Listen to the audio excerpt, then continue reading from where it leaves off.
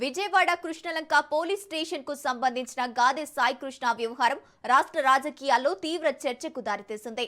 ఒకవైపు పోలీసు కస్టడీలో మరణించారనే ఆరోపణలు, మరోవైపు ప్రభుత్వ చర్యలు, ఇంకోవైపు రాజకీయ పార్టీల మధ్య ఆరోపణలు, ప్రత్యారోపణలు ఈ కేసును రాష్ట్ర వ్యాప్తంగా హాట్ టాపిక్ గా మార్చాయి. ఈ ఘటనపై రాష్ట్ర ముఖ్యమంత్రి నారా చంద్రబాబు నాయుడు, ఉప ముఖ్యమంత్రి పవన్ కళ్యాణ్, డీజీపీ సమావేశంలో కీలక చర్చ జరిగినట్లు తెలుస్తోంది. రాష్ట్ర ప్రభుత్వం సీరియస్ గా తీసుకుని సీఐ నాగరాజుపై సస్పెన్షన్ వేటు వేయడంతో కేసు మరింత సంచలనంగా మారింది. ఈ వ్యవహారంలో కృష్ణలంక సీఐ నాగరాజును ప్రభుత్వం సస్పెండ్ చేయడం కేసు తీవ్రతను తెలియజేస్తుంది. అలాగే ఉన్నతాధికారులు, న్యాయపరమైన సంస్థలు కూడా ఈ ఘటనపై విచారణ జరుపుతున్నాయి. అంటే ప్రభుత్వం ఈ అంశాన్ని పూర్తిగా విస్మరించలేదనే వాదన అధికార వర్గాల నుంచి వినిపిస్తోంది.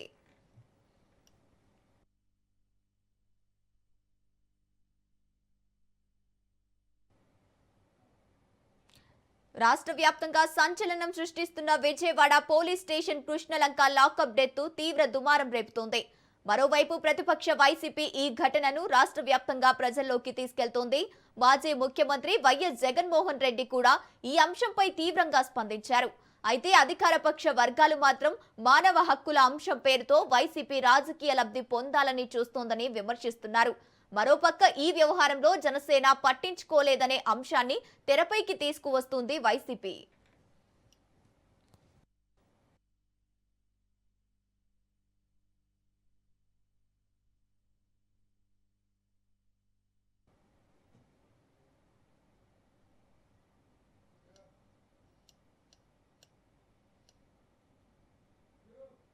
ముఖ్యంగా సాయి కృష్ణపై నమోదైన కేసులతో అతన్ని బాధితుడిగా మాత్రమే చూపించే ప్రయత్నం జరుగుతోందని వాదనలు వినిపిస్తున్నాయి.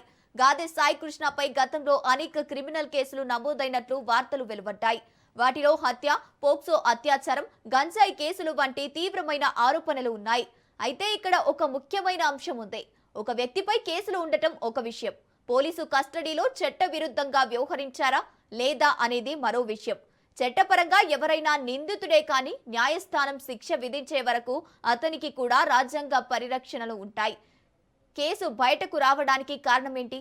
సోషల్ మీడియాలో రాజకీయ వర్గాల్లో వినిపిస్తున్న మరో వాదన ఏమిటంటే కుటుంబ సభ్యులు, పోలీసు అధికారుల మధ్య కొన్ని చర్చలు జరిగినట్లు ప్రచారం జరుగుతోంది. కానీ ప్రస్తుతం ఇవన్నీ ఆరోపణల స్థాయిలోనే ఉన్నాయి. విచారణ సంస్థలు నిర్ధారించే వరకు వాటిని వాస్తవాలుగా చెప్పడం సాధ్యం కాదు.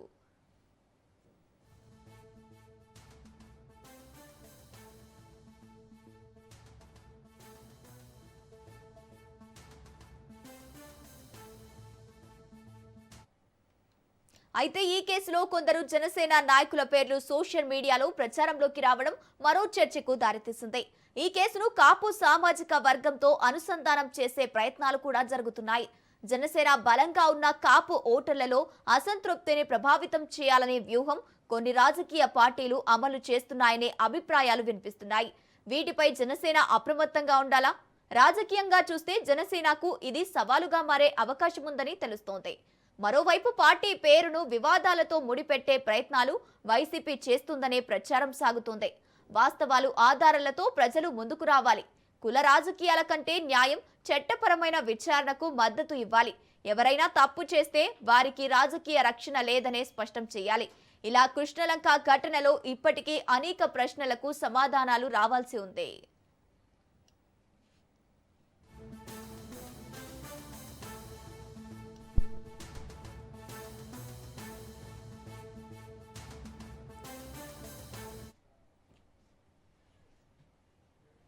అయితే మధ్యవర్తిత్వం జరిగిందనే ప్రచారంలో నిజమెంత?